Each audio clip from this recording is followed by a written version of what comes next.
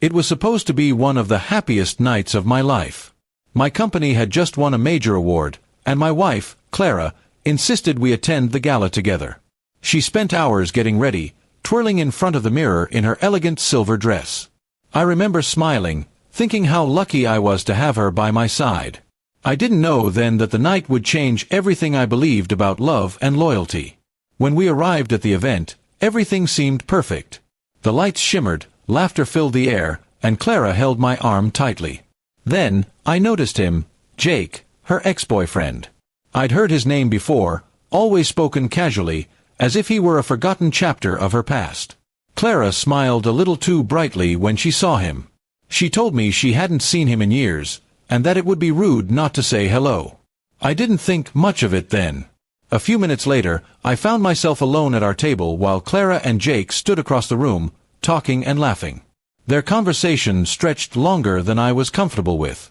Every now and then, Clara threw her head back, laughing the way she used to when we first started dating. Something in my chest twisted. I told myself I was overthinking, that she was just being polite. But when the music started, and Jake extended his hand toward her, Clara didn't hesitate. She turned to me briefly and said with a grin, "He's just my +1 for this song." Then she walked to the dance floor with him. Everyone around us laughed, taking it as a joke. But I didn't. Her words hit harder than I could explain. I watched as they danced, close, too close. Her smile wasn't the one she gave to acquaintances. It was soft, familiar, and full of nostalgia. I sat there, frozen, while my colleagues pretended not to notice my discomfort. My wife, my supposed partner, was dancing with another man as if I didn't exist. I excused myself, stepping outside for air. That's when I decided something inside me had to change. I had spent years putting Clara first, her comfort, her dreams, her happiness, while mine slowly faded in the background.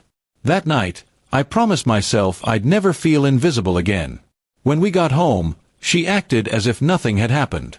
"You're being dramatic," she said when I brought it up. "It was just a dance." Her tone was dismissive, her expression cold. I didn't argue. I simply nodded, letting her think she'd won the conversation. I realized arguing with her would only make her defensive. Instead, I started observing. Over the next few weeks, I noticed subtle things: late-night messages, unexplained absences, the way she smiled at her phone and quickly turned it over when I walked by. I didn't accuse her immediately. Instead, I quietly started collecting proof. I checked the phone records, tracked her location through our shared car app, and it didn't take long before the truth surfaced. She was meeting Jake. I remember the night I confirmed it. She told me she was going out with a friend for coffee. Her friend turned out to be Jake, and their coffee shop meeting turned into a drive to a hotel parking lot. I waited, numb, as the hours ticked by. When she came home later, she kissed my cheek as if nothing had happened. I felt disgusted but calm, too calm. The kind of calm that comes right before a storm. Instead of confronting her immediately, I planned everything carefully. I transferred my savings to a separate account, gathered documents, and made sure the house, which was in my name, couldn't be used against me. I even hired a lawyer discreetly. Every step I took was quiet but deliberate. Clara had no idea what was coming. A month later, we were invited to another event, a small dinner hosted by her company. I agreed to attend, pretending everything was normal. During the dinner, she bragged to her colleagues about how supportive I was, how we were the perfect couple. The irony nearly made me laugh. When Jake showed up again, I could see the spark in her eyes. I realized she still thought I was the clueless husband. After dinner, when she went to chat with Jake again, I excused myself, but instead of leaving, I handed the waiter an envelope. Inside were printed screenshots, photos, and a short note addressed to her boss. The note explained that Clara had been using company time and resources to meet her +1. Her boss opened it later that night. The fallout was immediate. By the next morning, Clara's world had started to crumble.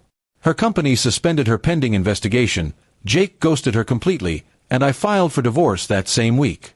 When she came home crying, begging me to listen, I remained silent. There was nothing left to say. She asked why I'd done it, why I'd gone so far. I reminded her of her words that night: "He's just my +1." I told her she made me feel like a guest in my own marriage, a background character in her little show. And now, she'd get to live the life she seemed to want, alone. The divorce was clean and swift. She lost her job, her reputation, and eventually, the house. I didn't do it out of spite, I did it to reclaim my peace. I'd spent years holding on to something broken, mistaking habit for love. Months later, I heard through mutual friends that she'd moved to another city, trying to rebuild her life. I didn't feel hatred anymore. Just a quiet sense of closure. She had made her choices, I had made mine. And every time I attend another event now, standing under glittering lights with people who truly respect me, I remember that night, the moment she called another man her +1. Because that was the last night she ever had me as hers.